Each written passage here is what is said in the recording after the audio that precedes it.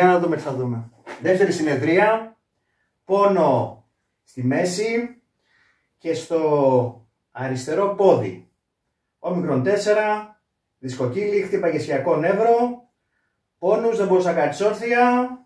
Το σήκωνε στο ποδαράκι και σου είπανε χειρουργείο, έτσι δεν είναι? Μάλιστα, χειρουργείο. Και κάναμε τώρα τη δεύτερη συνεδρία.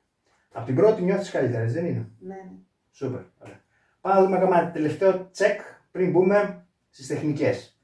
Για να δούμε λίγο το ποδαράκι αυτό, το οποίο μας πονάει. Λοιπόν, εγώ θα το πιέσω κάτω, εσύ κρατάς αντίσταση, εντάξει? Πάμε. Εντάξει. Πονάει λίγο? Λίγο πονάει. Για να δω και αυτό μία. Λίγο θα δω και αυτό. Εγώ κάτω, εσύ πάνω, πάμε. Εντάξει. Σούπερ. Να το. Να το. Εσύ πάνω. Εντάξει, πάμε. Πονάει τίποτα? Είσαι από λίγο.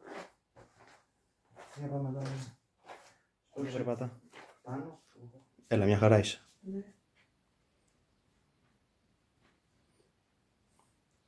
Καλύτερα.